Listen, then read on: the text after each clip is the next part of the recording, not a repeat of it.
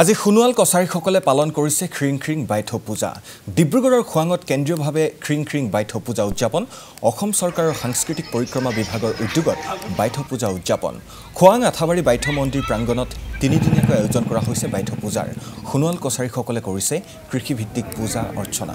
খোৱাং আৰু টিংখাং সম জিলা আয়ুক্তৰ তত্বাৱধানত অনুষ্ঠিত হৈছে খ্ৰিং খ্ৰিং বাইথ পূজা। খোৱাং আঠাবাৰীত কাইলৈ সাংস্কৃতিক মন্ত্ৰী বিমল বৰা উপস্থিত হোৱাৰ কথা।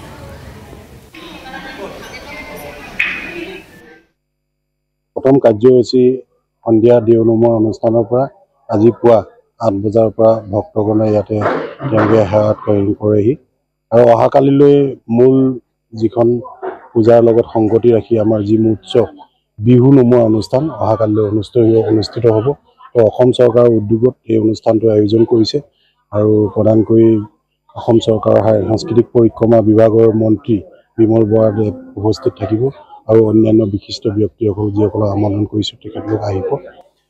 বিহু নমা অনুষ্ঠানটো মেইনলি এই বাইথ পূজাটো অকল সোণোৱাল কছাৰীসকল পূজাৰ লগত জড়িত নহয়, ইয়াৰ আধ্যাত্মিক ক্ষেত্ৰখনৰ লগতে ইয়াৰ সাংস্কৃতিক বিষয়সমূহ উৎসৱ হিচাপে আমাৰ সোণোৱাল কছাৰী সমাজে পালন কৰি আহিছে। কৃষিভিত্তিক উৎসৱ হিচাপে আধ্যাত্মিকতাৰ লগতে কৃষি উৎসৱ হিচাপে আমি পালন কৰি আহিছোঁ পূৰ্বজন্মৰ পৰাই। ইয়াতো সেইকাৰণে অসম চৰকাৰেও অসমৰ খিলঞ্জীয়া বিশেষকৈ ব্ৰহ্মপুত্ৰৰ জনগোষ্ঠীসমূহৰ এই প্ৰধানকৈ একোটা উৎসৱ চৰকাৰীভাৱে অনুষ্ঠিত কৰিছে। এইবাৰো অসম চৰকাৰৰ এই অনুষ্ঠানটো ইয়াত আয়োজন কৰা হৈছে।